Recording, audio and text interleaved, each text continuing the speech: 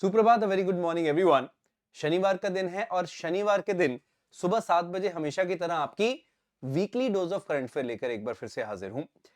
पिछले हफ्ते में क्या इंपॉर्टेंट घटना घटी इंटरनेशनली नेशनली, स्पोर्ट्स में कुछ भी अगर इंपॉर्टेंट है, will be talking about that. कौन सी पर्सनालिटीज हैं, कौन सी ऐसी हस्तियां जो न्यूज में रही हैं, कौन से दिन हैं जो विशेष रहे हैं, इंपॉर्टेंट डेज एंड डेट्स, उनकी भी बात करेंगे। तो I try to keep it as precise as possible हमेशा की तरह। और सबसे अच्छी बात यह है कि इसका आपको पीडीएफ भी मिलेगा। जैसे कि आप सब जानते हैं, आकाश देव जी के बूस्टर एक टेलीग्राम चैनल है, इसके ऊपर आपको रेगुलरली पीडीएफ में प्रोवाइड कर देता हूं, सो उसमें कोई दिक्कत आपको नहीं होगी। Now because it is special weekly dose of current affair है, तो I would like to start with a quote. बहुत इंपॉर्टेंट, बहुत सिंपल सा कोट है। इनफैक्ट कहते हैं success is the sum of small efforts. जो सफलता है वो दिन प्रतिदिन दोहराए गए छोटे छोटे प्रयासों का ही एक योग है। जो आप हमेशा करते हैं प्रयास, जो आप हार्डवर्क करते हैं, तो आप हमेशा थोड़ा थोड़ा हार्डवर्क भी करेंगे तो लॉन्ग टर्म में जाके आपको अच्छे खासे रिजल्ट्स दिखाई देंगे। सो अगर आपको शॉर्ट टर्म में कुछ बहुत बड़ा रिजल्ट नहीं भी दिखता है, सो कोई निराश होने की बात नहीं है, because in long term you will surely be succeeding. इसमें कोई भी शक आपको नहीं होना चाहिए, दिस इज अ फैक्ट। सो थोड़ा थोड़ा करके भी आप बस एफर्ट लगाते रहें, सही दिशा में बढ़ते रहें, and I am sure that success is going to be yours. And before I start with today session, अगर आप नए हैं इस चैनल पे, तो इस चैनल को सब्सक्राइब करना चाहिए आपको, बिकॉज आपकी फिर ये जो daily dose of current affair या weekly dose of current affair है, या कोई भी इंपॉर्टेंट सेशन है, वो मिस आउट नहीं होंगे। एंड अगर ये सेशन अच्छा लगे, so do share with your friends at the end of the session. Like करना ना करना आपके ऊपर है। Anyways, now would like to start. देखिए, इस पूरे हफ्ते में काफी इंपॉर्टेंट डेज रहे। जैसे 20 जून का दिन था, सो 21 जून का तो पता है सबको, वर्ल्ड डे ऑफ योगा, लेकिन 20 जून को वर्ल्ड रिफ्यूजी डे यानी कि विश्व शरणार्थी दिवस था। और इसकी थीम रही इस बार for a world where refugees are welcomed, एक ऐसी दुनिया जहां शरणार्थियों का स्वागत किया जाता है। सो ये बहुत इंपॉर्टेंट है। सो यूनाइटेड नेशंस का वर्ल्ड रिफ्यूजी डे कब मनाया जाता है, तो 20 जून को मनाया जाता है, इतना आपको पता होना चाहिए। थीम आपकी यहाँ पे मेंशन्ड है, इजी। सिमिलरली 21 जून को हमने देखा, यानी कि कल मनाया गया बहुत शानदार तरीके से पूरी दुनिया में वर्ल्ड डे ऑफ योग। तो हमने यहाँ पे क्या देखा, थीम थीम क्या रही है? Theme was yoga for self and society, स्वयं और समाज के लिए योग जो है, ये इसकी थीम रही है। बहुत शानदार ये थीम यहाँ पे रही है। सो ये आप ध्यान में रखेगा, इंटरनेशनल डे ऑफ योगा की हम जब भी बात करते हैं, तो उसको 21 जून को मनाया जाता है। 2015 से अभी तक मना रहे हैं हम लोग। और इस बार श्रीनगर में इसका आयोजन किया गया। ऑनरेबल प्राइम मिनिस्टर भी वहां पे गए, उन्होंने वहां पे योग किया और मतलब दुनिया को एक मैसेज दिया कि किस तरह से योग हमारा बहुत ज्यादा इम्पोर्टेंट है। अगर हम लोग अपने जीवन को सुखद बनाना चाहते हैं, हेल्दी बनाना चाहते हैं, तो वो बहुत इंपॉर्टेंट है। आपका माइंड और बॉडी दोनों का एक बैलेंस क्रिएट होता है उससे। चलिए, अब मैं पर्सनली न्यूज बहुत इंपॉर्टेंट, देखो मैं स्टार्टिंग इंटरनेशनल न्यूज से करूंगा, फिर हम नेशनल पे चले जाएंगे, ठीक है। सो इंटरनेशनल न्यूज में बहुत बड़ी एक न्यूज है। हमने देखा 2014 से अभी तक, मतलब 2024 तक की अगर मैं बात करूं, लगभग 10 साल की, तो जेंस स्टोलनबर्ग जो हैं, ये नेटो के सेक्रेटरी जनरल रहे हैं। ठीक है, नेटो बहुत इंपॉर्टेंट है, मिलिट्री अलायंस, उसके सेक्रेटरी जनरल रहे। अब इनको स्टेप डाउन करने का टाइम आ चुका है, तो इसी साल यानी कि अक्टूबर 2024 से कौन नए सेक्रेटरी जनरल रहने वाले हैं? डच प्राइम मिनिस्टर यानी कि नीदरलैंड्स के जो प्रधानमंत्री हैं, Mark Rutte, he is going to be the new secretary general of NATO. तो ये बहुत इंपॉर्टेंट नाम है, किसी भी एग्जामिनेशन पॉइंट ऑफ व्यू से इसको याद रखेगा। North Atlantic Treaty Organization military alliance है, 1949 में बना था। ब्रसल्स में इसके हेडक्वार्टर है, 32 इसमें कंट्रीज हैं जो कि इसकी मेंबर हैं। ये आप ध्यान में रखिएगा, very important point this is. And Mark Rutte नाम बहुत इंपॉर्टेंट है, ये आपको आने वाले समय में जगह जगह पे दिखता रहेगा question, I can assure you. आगे बढ़ते हैं। नाउ मूविंग अहेड, ये कहां से है? I have told you Netherland से है, so yeah this is Netherlands for you. Global gender gap report आई और इसके ऊपर काफी चर्चा और परिचर्चा हुई है, तो of course we should talk about that. सबसे पहली बात है, कौन रिलीज करता है? वर्ल्ड इकोनॉमिक फोरम इसको रिलीज करता है, वेरी सिंपल। ठीक है जी, अभी अभी रिलीज हुई है। इसमें टॉप रैंक किसका आया है? तो रैंक 1 जो है, ठीक है, टॉप रैंक जो है वो आइसलैंड का आया, लास्ट टाइम भी इन्हीं का था।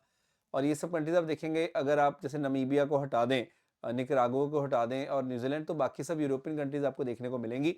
सो हाँ, ये बहुत इंटरेस्टिंग है कि नमीबिया चाहे अफ्रीकन कंट्री है, बट टॉप 10 में आ रही है इस इंडेक्स में, which is a great thing for them. Nicaragua is doing great, south American country होने के बावजूद, और बाकी तो आप देख सकते हैं। एनीवेज, बात आती है सर इंडिया का क्या रैंक है, तो भारत का जो रैंक है बेटे वो है 129वां रैंक, 127 रैंक है इंडिया का। तो टॉप पे हमारी कौन सी कंट्री होगी जी, आप जैसे कि यहाँ पे देख सकते हैं टॉप पे वी हैव गॉट आइसलैंड। तो आयरलैंड और आइसलैंड में कंफ्यूज मत होना, आइसलैंड अलग है, आयरलैंड अलग है। And India has got 129th rank, और अनफॉर्चुनेटली लास्ट रैंक जो है वो जाता है सूडान को। ठीक है, तो सूडान ने तो इस साल रैंकिंग में पार्ट लिया ही था, तो स्वाभाविक सी बात है कि वो बहुत अच्छा नहीं कर पाया, लेकिन सेकंड लास्ट पे है हमारा पड़ोसी पाकिस्तान। तो ये काफी इंटरेस्टिंग है ये पॉइंट। ये शुड 146 कंट्रीज की रैंकिंग थी।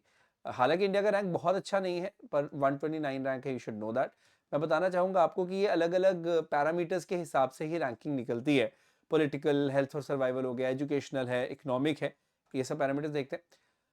एक बहुत इंपॉर्टेंट जो चीज़ या कंसर्निंग चीज़ मैं बोलूँ वो ये है कि क्योंकि इस मतलब लास्ट टाइम इंडिया का 127th रैंक था लास्ट रैंकिंग में, उससे हम लोग 2 रैंक शिफ्ट कर गए हैं, या कहूँ मैं स्लाइड कर गए हैं नीचे की तरफ, 127 से 129वें रैंक पे गए हैं, which is a concerning thing for us, that's it. तो ये ध्यान में रखिएगा। किसने रिलीज किया, वर्ल्ड इकोनॉमिक फोरम ने। इंडिया का क्या रैंक है, टॉप रैंक किसका, बॉटम रैंक किसका है, सारा मैंने आपको यहाँ पे क्लियर कर दिया है। आगे बढ़ते हैं, बिकॉज देखो एग्जाम में इन्हीं में से कुछ आएगा, तो वो हमने देख लिया। मूविंग अहेड, अब एक और इंडेक्स की बात करूंगा जो कि Institute for Economics and Peace एक है, थिंक टैंक है, बहुत बड़ा ग्लोबल थिंक टैंक है, उसने रिलीज किया वैश्विक शांति सूचकांक या फिर ग्लोबल पीस इंडेक्स की मैं बात करना चाहूंगा। तो ये जो इंडेक्स बेटे आया है ये भी बहुत इंपॉर्टेंट है, very important this index is, and will certainly be talking about that. इसमें टॉप पे कौन रहा है, यहाँ पे भी we have seen Iceland is on the top. यहाँ पे हालांकि सेकंड रैंक आयरलैंड का है, तो इसलिए आप कंफ्यूज मत होना, आइसलैंड टॉप पे है। मैंने याद रखने के तरीके बताया था, आइस मतलब ठंडा, तो ठंडा मतलब पीस, तो ऐसे आप याद रख सकते हैं। Anyways now talking about India, Bharat का है 116वां रैंक, 116 रैंक है, टॉप 100 में हम लोग नहीं आ पे अनफॉर्चुनेटली। तो इंडिया क्या रैंक पे है, 116। अब यहां पे भी अगर आप देखेंगे तो बॉटम पे कौन है, बॉटम पे है येमन, 163 कंट्रीज का ही था, तो यहाँ पे ये सब कंट्रीज बॉटम पे हैं। इंटरेस्टिंग है, देखो यूक्रेन भी यहीं पे है, लास्ट 5 में आ रहा है बेचारा, अफगानिस्तान है यहाँ पे, रशिया भी बहुत नीचे है, तो इसराइल भी है बिकॉज ऑफ द वॉर जो उनकी गाजा में चल रहा है इन कन्फ्लिक्ट। तो मैं बस ये बताना चाहता था, आप बस ये याद रख लें, लास्ट पे येमन है, इंडिया 116वें रैंक पे है, और टॉप पे है आइसलैंड, ये आपको पता होना चाहिए। क्लियर है, very easy this point is. चलिए, now before I move ahead मैं आपको बताना चाहूंगा कि किसने रिलीज किया, इसमें तो आपको कोई कंफ्यूजन नहीं होगी आपको, institute for economic and peace जो है इसको रिलीज करा, so I think that's absolutely clear. अगली न्यूज पे हम लोग बढ़ने से पहले बस मैं इतना बता दूं आपको, इसमें क्या देखते हैं ये लोग, ये देखते हैं मिलिटराइजेशन कैसे है ना, फौज पे कितना खर्चा हो रहा है, सोसाइटी की सेफ्टी कैसी है, कौन से कन्फ्लिक्ट चल रहे हैं बाहर देश के और देश के अंदर, ये सब चीजें देखी जाती हैं इस तरह के इंडेक्स में, ये तो स्वाभाविक सी बात है। नेक्स्ट मैं बात करने वाला हूँ एक इंपॉर्टेंट पर्सनैलिटी की, यूरोप में काफी इनका नाम अभी चल रहा है, स्लोवाकिया में, मतलब नए हम जब बात करते हैं पीटर पेलेग्रिनी की, ही इज द स्लोवाकियाज प्रेसिडेंट, तो इन्होंने शपथ ग्रहण की है, very important this person is. तो ये तब ध्यान में रखिएगा कि Peter Pellegrini is the president of Slovakia. अब स्लोवाकिया इंपॉर्टेंट क्यों है, अगर आप ध्यान से देखें स्लोवाकिया, तो इधर तो क्या है, पोलैंड है, चेक रिपब्लिक है, पहले तो चेक रिपब्लिक स्लोवाकिया एक ही होते थे, इधर है ऑस्ट्रिया, इधर है हंगेरी, और इधर जो है दैट इज यूक्रेन। तो यूक्रेन का पड़ोसी मुल्क है Slovakia, that is why it is very much important. Capital है इसकी Bratislava, that's the point you got to keep in your mind. पहले कंट्री होती थी चेकोस्लोवाकिया, जो फिर जब ब्रेक हुई तो एक तरफ बन गया चेक रिपब्लिक, एक तरफ बन गया स्लोवाकिया, तो ये वही कंट्री है, ये बस आप ध्यान में रखिएगा। So now we move ahead of this. क्योंकि अभी यूक्रेन की मैंने चर्चा की, तो मैं नेक्स्ट न्यूज आइटम वही पिक करने वाला हूँ, ये ध्यान में रखिएगा, very important this point is, and we need to keep this thing in your mind जी। ये पॉइंट काफी ज्यादा इंपॉर्टेंट है which we are going be talking about, ये ध्यान में रखिएगा। जो क्योंकि हम लोग यूक्रेन कन्फ्लिक्ट की बात कर रहे हैं, तो एक बहुत इंपॉर्टेंट समिट हुई है अभी रिसेंटली, उसके बारे में चर्चा करनी चाहूंगा, summit on peace in Ukraine. अब इसको ध्यान से देखिए, ये नाम है समिट का, कहां पर हुई है, 15-16 जून को स्विट्जरलैंड में हुई, आई थिंक ये आपको दिख ही रहा होगा, मैंने वहीं का स्निपेट उठाया, अगर नहीं दिख रहा है तो मैं थोड़ा सा जूम कर देता हूँ, ये देख सकते हैं। अब इस समिट में आपको क्या दिख रहा है, इस समिट में इसका नाम दिख रहा है, पूरा अच्छा पैम्पलेट छपा हुआ है, वर्ल्ड लीडर्स भी गए कई, लेकिन आपको रशिया और यूक्रेन की लड़ाई हो रही है, लेकिन सिर्फ एक ही पक्ष दिखेगा, यूक्रेन के प्रेसिडेंट दिख रहे हैं, है ना, जेलेंस्की दिख रहे हैं, रशिया के प्रेसिडेंट आपको नहीं दिखेंगे, this is the truth as well, मैं इसके बारे में आऊँगा। तो anyways summit on peace in Ukraine हुई, जहाँ पे यूक्रेन इन्वाइटेड था, रशिया इन्वाइटेड नहीं था, इसलिए कोई बहुत बड़ी सक्सेस नहीं हो पाई। ये कहाँ पर हुई है? स्विट्जरलैंड में हुई है। एंड आप देखेंगे बहुत अलग अलग वर्ल्ड लीडर्स आए हैं, बट वेरी इंपॉर्टेंट पर्सन है ऑफ कोर्स जेलेंस्की, यूक्रेन के प्रेसिडेंट। अब ये समिट हुई ज़रूर है, लेकिन प्रॉब्लम फिर से मैं वही बोलना चाहूँगा कि यहाँ पर यही है, यहाँ पे Russia was not invited, China जो है उसने भी अपना यहाँ पे थोड़ा सा साइडलाइन कर लिया ऐसे अपने आप को, ब्राज़ील ने ऑब्जर्वर भेजे, पार्टिसिपेंट नहीं भेजे, इंडिया ने भी यहाँ पे अपना डिप्लोमेटिक डेलीगेशन भेजा, पॉलिटिकल डेलीगेशन नहीं भेजा। तो कहने का मतलब ये है कि बहुत बड़ी सक्सेस से नहीं हो पाया। हाँ, अगर रशिया इन्वाइटेड होता तो शायद कुछ हो सकता था, लेकिन अभी अनफॉर्चुनेटली वो नहीं हो पाया। Anyway, so I hope this point is absolutely clear to you guys. Moving ahead, next जो न्यूज आइटम है वो एक पर्सन ने न्यूज की है। Cyril Ramaphosa is now again the president of South Africa. South Africa जिसकी 3 Capitals हैं, जैसे प्रिटोरिया भी कैपिटल है इसकी, ब्लॉमफोंटेन भी कैपिटल है और केप टाउन भी है। केप टाउन में क्या इनकी पार्लियामेंट है, सो केप टाउन इसलिए लेजिस्लेटिव कैपिटल बोल सकते हैं। ब्लॉमफोंटेन में इनका कोर्ट है मेन, सुप्रीम कोर्ट, तो ये जुडिशियल कैपिटल है। और प्रिटोरिया में इसको एग्जीक्यूटिव कैपिटल बोला जाता है। जोहानिसबर्ग बहुत इंपॉर्टेंट सिटी है, लेकिन जब मैं कैपिटल की बात करता हूं तो सिर्फ 3 कैपिटल्स हैं, प्रिटोरिया, ब्लॉमफोंटेन और केप टाउन। सो ये आप ध्यान में रखेगा, this is very important for you to know, क्योंकि साउथ अफ्रीका न्यूज में था, तो मे बी किसी एग्जाम में ये पूछ ले, वो ऐसा क्वेश्चन पूछेगा, which of the following is not a capital of South Africa, तो वो चारों ऑप्शन दे देगा, फिर आपको एक गलत होगा उसमें, ये ध्यान रखना। चलिए, अभी ये वैसे मैंने डिस्कस किया भी था बॉन क्लाइमेट कॉन्फ्रेंस के बारे में, बट स्टिल मैं एक बार बता देता हूँ कि ये प्रीकर्सर होता है सीओपी का। जैसे सीओपी 29 इस बार बाकू में हो रही है, अजरबैजान में। प्रीकर्सर क्या होता है? नवंबर में सीओपी होगी, कॉन्फ्रेंस ऑफ पार्टी होगी यूएनएफसीसी की, और वहां पे क्या चर्चा करनी है उन मुद्दों को तैयार किया जाता है यहाँ पे, which is very much important. तो बस इस कंटेक्स्ट में आप याद रखिएगा इसको, that this particular aspect is very much important. So Bonn जो जर्मनी में है वहाँ पे ये कॉन्फ्रेंस हुई है, और ये बस तैयारी होती है एजेंडाज की कि हमने क्या क्या चीज़ें वहाँ पर डिस्कस करनी है। क्लियर है? तो सीओपी कहाँ होने वाली है? अजरबैजान में, नवंबर में होगी, बाकू में, उनकी कैपिटल में। एनवीडिया दुनिया की सबसे ज़्यादा वैल्यूएबल कंपनी बन गई in terms of market cap, USA based company है। हम आर्टिफिशियल इंटेलिजेंस की बात करते हैं तो पूरी आर्टिफिशियल इंटेलिजेंस की जर्नी में एक बहुत बड़ी भूमिका निभा रही है। हम ग्राफिक्स प्रोसेसिंग यूनिट्स की बात करते हैं, अलग अलग एपीआईज की बात करते हैं, उसके अंदर they are doing a great job. तो आप देखेंगे एनवीडिया सबसे वैल्यूएबल कंपनी है, then Microsoft and then Apple है। दुनिया में ये 3 ही कंपनी है जिन्होंने 3 ट्रिलियन के मार्केट कैप को टच किया है। सबसे पहले एप्पल ने किया था 2022 में, फिर 2024 में, अभी स्टार्टिंग में माइक्रोसॉफ्ट ने किया था, अभी जून में किसने कर लिया है? एनवीडिया ने किया। तो ये क्वेश्चन भी आ सकता है, which of the following which of the following company has cross 3 trillion market cap. तो मार्केट कैप 3 ट्रिलियन का इन 3 कंपनी ने क्रैक किया है। हो सकता है सऊदी अरामको कर ले, बट अभी ये 3 कंपनीज ही हैं, ये आप ध्यान में रखेगा। और एनवीडिया बहुत जल्दी ग्रो की है, क्योंकि 1 ट्रिलियन ये 2023 की मई में थी, फेब में 2 ट्रिलियन पे पहुंची, और मतलब 4 महीने के अंदर ही 2 ट्रिलियन से 3 ट्रिलियन तक ही पहुंच गई है, विच इज अमेजिंग। सो बहुत फास्ट ग्रो कर रही है Nvidia, so you should know that. एक ना तुआम बहुत इंपॉर्टेंट प्लेस है, और ये बहुत न्यूज में थी। तुआम, पर्ल सिटी हम लोग बोलते हैं ना, मोतियों का शहर तुआम। तो सवाल आएगा अगर आपको जी तुआम न्यूज में, तो तुआम कहाँ है? तुआम है यूनाइटेड अरब अमीरात, यानी कि यूएई में है। And you should know that it is on Sinia island. ठीक है, ये बहुत इंपॉर्टेंट है। अब आप एक चीज याद रखिएगा कि ये सिनिया आइलैंड जो है, वहां पे हमारे पास क्या है? तुआम। सो ये पहली चीज आपको क्लियर होगी, इट्स अ पर्ल सिटी। और बहुत पहले तो मतलब पर्ल ट्रेड बहुत ज़्यादा यहाँ पे प्रेवलेंट होता था, क्योंकि we use to find a lot of pearl in this very area. अगर मैं आपको मैप में दिखाऊं तो आप ये देख सकते हैं, यहाँ पे वी हैव गॉट सिनिया आइलैंड, ये यूनाइटेड अरब अमीरात है। यहाँ पे नॉर्थ जो इनकी कंट्री है, वहाँ पे आपको ये देखने को मिलता है। सो तुआम अगर न्यूज़ में आता है तो you should know it is in UAE, as simple as that. ठीक है। थाईलैंड ने सेम सेक्स मैरिज का जो एक बिल है, वहाँ की जो सेनेट है, जो पार्लियामेंट का हाउस है, उसने पास कर दिया है। हालांकि किंग की इंडोर्समेंट चाहिए, बट ऐसा माना जाता है कि ये तो फॉर्मेलिटी है, क्योंकि किंग अपनी इंडोर्समेंट दे ही देंगे। सो साउथ ईस्ट एशिया की मैं बोलना चाहूंगा पहली कंट्री है टू पास दिस लेजिस्लेशन, क्योंकि साउथ एशिया में तो है, यहाँ पे नेपाल है, और उससे पहले एशिया में भी ताइवान आता है, उसने किया था, लेकिन साउथ ईस्ट एशिया की पहली कंट्री बन गया है थाईलैंड इस लेजिस्लेशन के साथ। ये बहुत इंपॉर्टेंट है, तो याद रखिएगा 2023 में नेपाल ने कर दिया, 2019 में ताइवान ने कर दिया, 2024 में थाईलैंड ने कर दिया। अब देखो थाईलैंड इंपॉर्टेंट क्यों है, इंडिया के एक्सटेंडेड नेबरहुड है। थाईलैंड के भी इधर आप देखो म्यांमार है, इधर आप देखो लाओस है, यहाँ पे क्या कंबोडिया, और नीचे हम लोग क्या देखते हैं मलेशिया है। सो ये साउथ ईस्ट एशिया की बहुत इंपॉर्टेंट कंट्री है, we should know about that. यहाँ पे इसकी कैपिटल है Bangkok and very important this is, Indians के लिए बहुत बड़ा टूरिस्ट स्पॉट भी माना जाता है। लॉट ऑफ इंडियंस फ्लाई, क्योंकि प्रॉक्सिमिटी भी कम है, सस्ता भी पड़ता है वहाँ जाना, तो इसलिए काफ़ी लोग वहाँ जाते हैं। ब्यूटीफुल बीचेस तो हैं ही है। मूविंग अहेड में बात करने वाला हूँ इंटरनेशनल लेबर कॉन्फ्रेंस की, जो भी न्यूज़ में थी। कहाँ पे होगी अगर आपको ध्यान में आता है तो ये it is in Geneva. International Labour Organization की अगर मैं बात करता हूँ तो उसके हेडक्वार्टर्स की हम लोग कई बार बात करते हैं, HQs। सो हेडक्वार्टर्स भी कहाँ पर है, जिनीवा में है।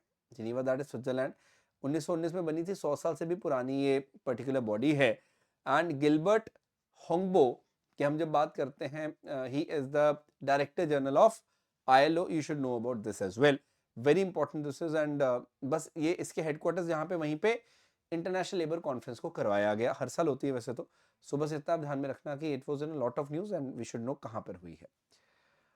नेक्स्ट में बात करने वाला हूँ चेज के बारे में। कई बार हो सकता है एग्जाम में आपको पूछे चेज टेलीस्कोप के बारे में। तो चेज टेलीस्कोप क्या है, चाइनीज टेलीस्कोप है। इनफैक्ट चेज की फुल फॉर्म ही है Chinese H alpha solar explorer, ठीक है। तो चाइनीज साइंटिस्ट ने ढूंढा है सन के एटमॉस्फेयर कैसे वो रोटेट करता है, सन के एटमॉस्फेयर के ऊपर बात की है। तो आपको बस ये पता होना चाहिए कि चेज जो है ये किसका है, किस कंट्री का है। ये जो चेज प्रोजेक्ट है पूरा का पूरा, this is one very important point we need to be understanding. तो इसलिए you should have this idea. हालांकि ये अभी रिसेंटली लॉन्च नहीं हुआ, ये 2021 में लॉन्च हुआ था and it is operating at around 500 kilometre altitude, ठीक है। सो अर्थ के बाहर है and very important this is. तो चेज की फुल फॉर्म आपको आ सकती है या चेज की कंट्री आ सकती है। ऐसे वो आ सकता है कि रिसेंटली चेज मिशन बहुत न्यूज में था। तो चेज मिशन किसका है, कोरिया का है चेज मिशन, अमेरिका का है, यूरोप का है, चाइना का है, जापान का है, ऐसे कुछ भी ऑप्शन में दे देगा। तो चेज की अगर आपको फुल फॉर्म पता है, C for Chinese, Chinese H alpha solar explorer, तब आप इसको गलत नहीं करोगे। इतना मैं आपको बता सकता हूँ, चाइना की पहली सोलर ऑब्जर्वेटरी है चेज। We should have idea about this, clear है। तो आई होप मतलब चीजें आपको अच्छे से समझ आ रही हैं, that is of course very much important. And उसी से आपको प्रॉपर जो क्लैरिटी है वो मिलेगी। अब मैं इंडिया सेंट्रिक न्यूज़ की तरफ बढ़ूंगा। ये हमने इंटरनेशनल न्यूज़ काफ़ी बात की। चैनल को सब्सक्राइब करें, डू शेयर द सेशन अगर आपने अभी तक शेयर नहीं किया है, if possible, of course if possible only then share. नहीं पॉसिबल है तो शेयर मत करना, कोई बड़ी बात नहीं है। अगर आप इस सेशन को देख रहे हो तो वही बहुत बड़ी बात है, that you are gaining immensely from the session. मेरे लिए वो ज़्यादा मैटर करता है। बट हाँ, शेयर का ये होता है कि it should reach maximum number of the people जो डिजर्व करते हैं कि उनको कंसाइज जो करंट अफेयर है वो जरूर मिले। मैं बात करने वाला हूँ लेजेंडरी सरोद मैस्त्रो के, जो हमारे बीच में अब अनफॉर्चुनेटली नहीं है, पंडित राजीव तारानाथ। तो राजीव तारानाथ जी जो है, इनका निधन हो चुका है and he was a great sarod Maestro. तो हम जब सरोद की बात करते हैं, एक म्यूजिकल इंस्ट्रूमेंट है सरोद, वही है जिसके लिए उस्ताद अमजद अली खान भी जाने जाते हैं। उसी के बहुत बड़े उस्ताद रहे पंडित राजीव तारानाथ, जिनकी अब जिनका निधन हो चुका है। तो ये आपको पता होना चाहिए कि राजीव तारानाथ जी किस इंस्ट्रूमेंट के एक्सपर्ट थे, you should know about that, ठीक है। हर एक इंस्ट्रूमेंट के साथ आप किसी को जोड़ सकते हैं। सो ये आप ध्यान में रखिए। जैसे चौरसिया साहब की हम बात करते हैं, फ्लूट है, शहनाई में बिस्मिल्लाह खान, तो इस तरह से तबला में भी हम बात करते हैं जाकिर हुसैन जी की। तो you should know about this thing कि कोई ना कोई स्पेशल है व्यक्ति उस इंस्ट्रूमेंट के साथ जुड़ा हुआ, यू शुड हैव आइडिया। मैं बात करने वाला हूं यहाँ पे principal secretary to honourable prime minister. कौन रहेंगे, अगेन PK मिश्रा जी ही रहेंगे, ठीक है। He is going to be the one. So yeah this can be a question to you. सो ये आपको पता होना चाहिए कि कौन रहने वाले हैं इसमें। सिमिलरली हमारे जो नेशनल सिक्योरिटी एडवाइजर हैं या फिर NSA में अगर बोलूं तो वो भी कौन रहेंगे, Ajit Doval ji is going to be the person, जो कि 2014 से पिछले 10 साल से हैं, अभी फिर से ये कंटिन्यू करने वाले हैं। सो ये इंपॉर्टेंट है। दिव्य दृष्टि बहुत ज्यादा न्यूज में था। आपको बस मैं ये बताना चाहता हूँ कि दिव्य दृष्टि है क्या, you know what exactly is Divya दृष्टि। सबसे पहले वो जो क्या है उसका जवाब देना बहुत जरूरी है। तो एक स्टार्टअप है, it's a women lead startup, engineers research करके है। What is more importance, Divya दृष्टि जो है it is artificial intelligence based tool and एक रोबस्ट और मल्टी फेसेट ऑथेंटिकेशन सिस्टम है। ऑथेंटिकेशन सिस्टम मतलब क्या, अगर आपको किसी भी चीज़ को अनलॉक करना है या किसी भी चीज़ के अंदर लॉग इन करना है, तो आपको क्या करना पड़ता है, आपको ऑथेंटिकेशन करनी पड़ती है। अपना फेस शील्ड डिटेक्शन हो गया या जेस्चर्स हो जाते हैं, कोई कोड डालना पड़ता है। उसी प्रकार से ये क्या करेगा, ये फेशियल रिकॉग्निशन और गेट एनालिसिस करेगा। गेट मतलब आपकी बॉडी की जो मूवमेंट होती है, या मैं अगर बोलूँ कि हमारी जो बॉडी लैंग्वेज है उस तरह से वो स्केलेटल मूवमेंट एवरीथिंग, वो होता है गेट एनालिसिस। तो दिव्य दृष्टि है क्या, एक एआई बेस्ड टूल है जो एक ऑथेंटिकेशन सिस्टम का काम करेगा। That is what is Divya दृष्टि। बस इतना ध्यान में रखना, very important. This is clear है। National institute of Indian medical heritage की मैं बात करता हूं जब, NIAMH, तो ये बहुत ज़्यादा इंपॉर्टेंट इंस्टीट्यूशन है हमारा, हैदराबाद में बेस्ड है। और WHO ने इसको डेजिग्नेट किया है अ very important centre for traditional medicine research. तो भारत में ये थर्ड है ऐसा। मैं पहले बताऊंगा और दो कौन से हैं। तो पहले तो आपको बताना चाहिए NIAMH कहाँ है। National institute of Indian medical heritage जो है वो हैदराबाद में स्थित है। पहला तो एक क्वेश्चन हो गया। दूसरा, ऐसे और दो कौन से संस्थान हैं जिनको WHO ने रिकॉग्नाइज किया। एक है institute of teaching and research इन आयुर्वेदा जो जामनगर गुजरात में है। दूसरा है Morarji Desai national institute of yoga जो कि न्यू दिल्ली में है। तो इन दोनों को रिकॉग्नाइज WHO कर चुका है। और तीसरा जो है वो कौन सा है, NIIMH हैदराबाद। तो ये याद रखना। और DG कौन है, काफी देर से इथियोपिया के Tedros एधनोम, he is the DG of WHO। ये आपने कई बार देखा ही होगा अगर आपने कोविड के टाइम पे फॉलो किया है न्यूज फ्लो को, तो ये बहुत ज्यादा उस समय भी न्यूज में बने रहे थे। सो या, ही इज इंपॉर्टेंट। एनीवेज आगे बढ़ते हैं बेटे, moving ahead. Okay, lab 45 artificial intelligence का एक प्लेटफॉर्म काफी न्यूज में था, उसके बारे में चर्चा करनी चाहूंगा। Lab 45 AI platform. ये तो सबसे पहला सवाल आता है जी, इसको किसने डेवलप किया है। इसको विप्रो ने डेवलप किया है। आपको पता है एक सॉफ्टवेयर कंपनी है हमारी। और यहाँ पे जनरेटिव AI है, मशीन लर्निंग है, डीप लर्निंग जो है उस टेक्नोलॉजी को यूज करके जो एफिशिएंसी है HR में, सेल्स में, मार्केटिंग में, ऑपरेशंस में, उनको इंप्रूव किया जाएगा। This is quite important. तो ये बस आप ध्यान में रखेगा कि लैब 45 AI प्लेटफॉर्म जो है उसको किसने डेवलप किया, उसको विप्रो ने डेवलप किया। This is quite important. And वो क्या करने वाला है ये मैंने आपको यहाँ बता दिया है। This is again very important for you guys to be keeping in your mind. ये आप ध्यान में रखना कि किसी भी कंपनी की, किसी भी एंटरप्राइज की प्रोडक्टिविटी और एफिशिएंसी को बढ़ाने का दमखम रखता है लैब 45 AI प्लेटफॉर्म। सिंपल, ठीक है जी। तो ये काफी कुछ कर सकता है। अच्छा, अल्पना किलावाला जो खुद RBI में जॉब कर चुकी हैं, इन्होंने एक बड़ी इंटरेस्टिंग बुक लिखी है, a fly on the RBI wall. ठीक है, so fly on the RBI wall, क्योंकि RBI इसमें नाम में आ रहा है इसलिए मुझे लगा कि we should talk about this book. तो ये किसने लिखी है, अल्पना किलावाला, जो कि खुद RBI में एक एम्प्लॉय के तौर पर रह चुकी हैं। She has work for RBI for a good period of time. तो ये हमें पता होना चाहिए। क्लियर। नेक्स्ट हम लोग बात करते हैं बेटे सिद्धेश सकोरे की। महाराष्ट्र के किसान, यंग किसान, युवा किसान में बोलना चाहूंगा। और इन्होंने एग्रो रेंजर को भी मतलब फाउंड किया है।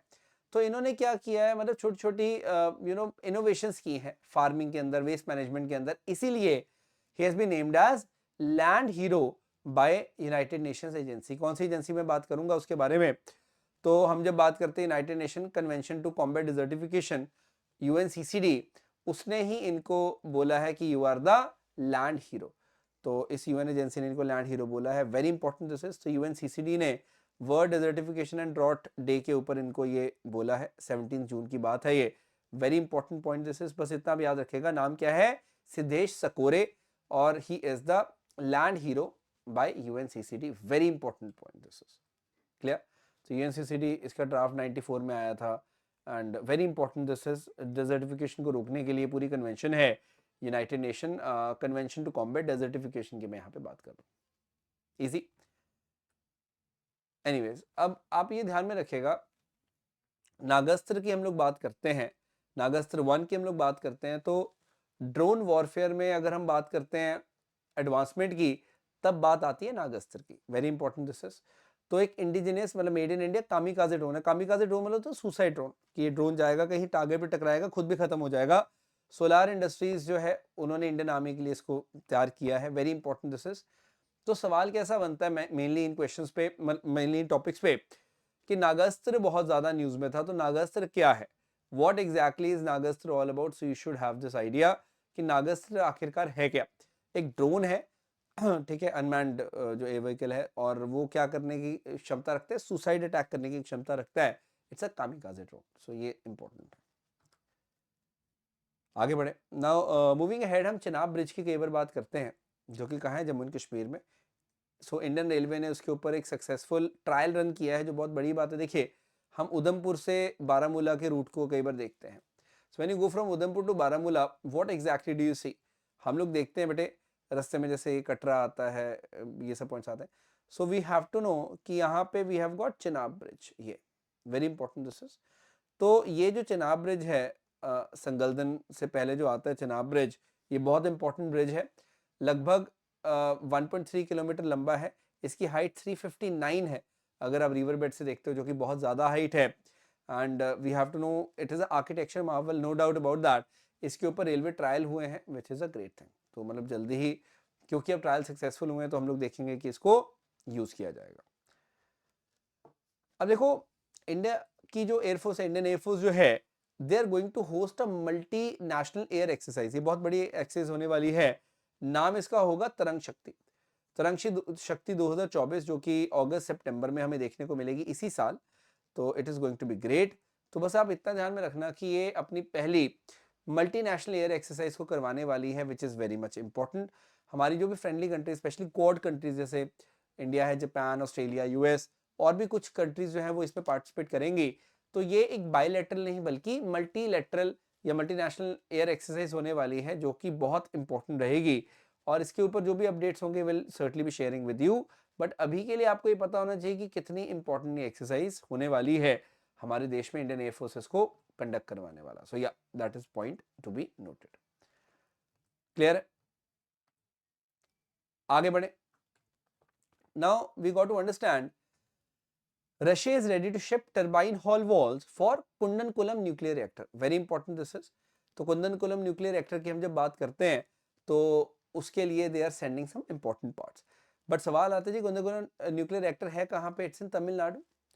अगर मैं ध्यान से देखता हूँ, यहाँ पे वी हैव गॉट कुंदनकुलम, तो आप ध्यान से देखिएगा, तमिलनाडु में वी हैव गॉट कुंदनकुलम भी है यहाँ पे, और ऊपर ये कलपक्कम भी है। सो ये डिफरेंस आप समझिएगा। उसके अलावा भी जैसे बाकी न्यूक्लियर पावर प्लांट्स हैं, जो कि पीडीएफ में आपको विजिबल हो जाएगा, but we are basically talking about this one, जिसके लिए रशिया ने अभी हमें पार्ट्स दिए हैं। Very important this is. Moving ahead, we want to talk about film maker Vinod Ganatra. इनको Nelson Mandela life time achievement award से सम्मानित किया गया। Now that's a great award, that's a very important award, we got to understand. अब एक खास point जो है, इसको आपने ध्यान में रखना है कि ये फिल्म मेकर जो बच्चों की मूवीज बनाते हैं, चाइल्ड बेस्ड मूवी बनाते हैं, चिल्ड्रन फिल्म मेकर हैं, और इन्होंने जो सिनेमा को अपना जो कंट्रीब्यूशन दिया, उसके लिए ही इनको ये अवार्ड मिला। तो ये पर्सन इन न्यूज की कैटेगरी में रखना चाहूंगा। कई बार directly you will be asked the question कि Nelson Mandela life time achievement award किसको मिला है। तो यू शुड नो कि इनको विनोद गनात्रा को मिला है, और क्यों मिला है ये भी आपको क्लियर ही है, तो इसमें कोई दिक्कत आपको नहीं होगी समझने में। I hope that is absolutely fine. Moving ahead, would like to talk about Asmi. अब अस्मी क्या है, आप यहाँ देख सकते हैं स्क्रीन के ऊपर अपनी। दिस इज अस्मी। अस्मी एक स्वदेशी सब मशीन गन है, हमारी मेड इन इंडिया सब मशीन गन है, बहुत शानदार गन है। अस्मी का मतलब क्या है? अस्मिता से ही शॉर्ट बनाया इन्होंने, प्राइड। हम कहते हैं ना प्राइड, तो प्राइड जो होता है बेसिकली गर्व जो होता है, उसी को अस्मी बोला जा रहा है यहाँ पे।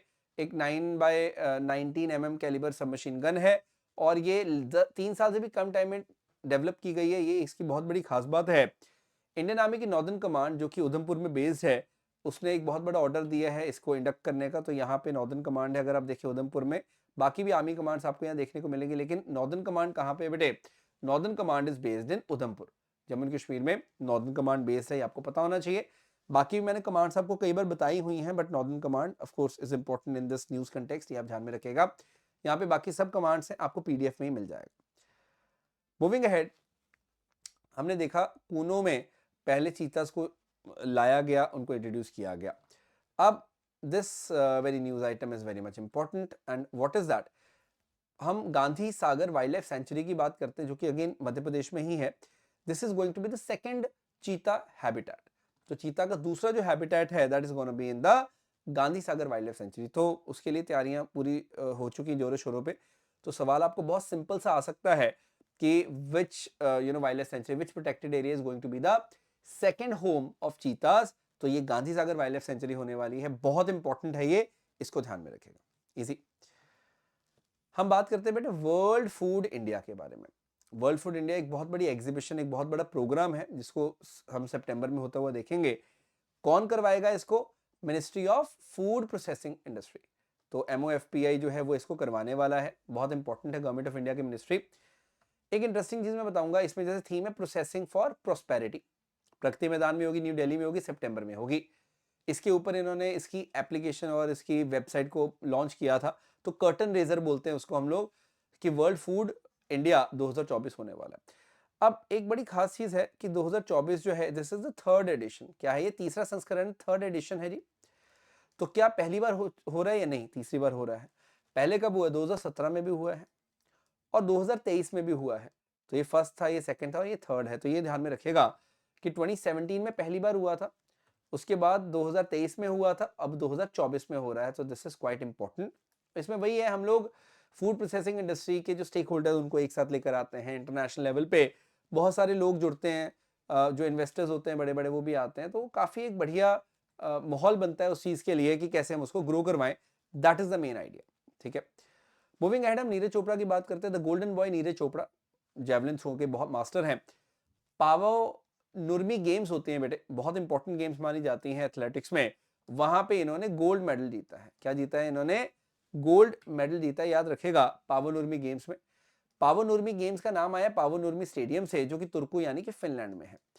तो ये वैसे तो बहुत रेयर होगा क्वेश्चन अगर आता है, बट स्टिल अगर आपको आता है तो यू शुड नो कि पावो नुर्मी गेम्स न्यूज में थी, और पावो नुर्मी गेम्स कौन सी कंट्री करवाती है?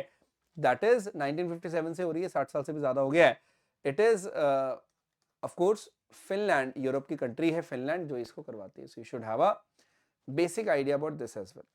तो देखिए, अब यहाँ पे ये जितने भी सेशंस हैं, आपने एक चीज तो रियलाइज की होगी कि इन सब मतलब पॉइंट्स को बहुत ब्रीफ में आपको करवाया जा रहा है, लेकिन सारे के सारे जो पॉइंट्स है बहुत ज्यादा एग्जाम ओरिएंटेड रखे जाते हैं हमेशा की तरह। सेकेंडली, यू शुड नो कि सेशन अच्छा लगे, do share and do subscribe to the channel as well, वो आपके लिए बहुत यूजफुल है। लाइक जरूर करिएगा, इस सेशन को लाइक हिट कर दीजिएगा अगर आपको अच्छा लगा, because it helps YouTube algorithm to make it reach maximum number of the people. So do hit the like button as well. बाकी पीडीएफ आपको इसका मिल जाएगा आकाश चंदेव जी के बूस्टर पे। You can scan this QR code और you can search this on Telegram, easy है। And then of course have a great weekend everyone, have a great weekend ahead. इसकी PDF को revise जरूर करना, it can surely help you in having a better understanding on things. That's it from my side. That is my bit of helping you guys in achieving good consistency in the current affairs. आपके current affair की journey easy रहे, मैं तो यही चाहूँगा हमेशा। And I really hope that you all are having a good level of clarity, good level of understanding on things, which is of course very much important. ये बहुत ज़्यादा important है और यहाँ पे हमें इस पूरे aspect को समझना है। So that's it, thank you so much. मिलते हैं मंडे सुबह 7 बजे, तब तक के लिए टेक केयर, जय हिंद, जय भारत।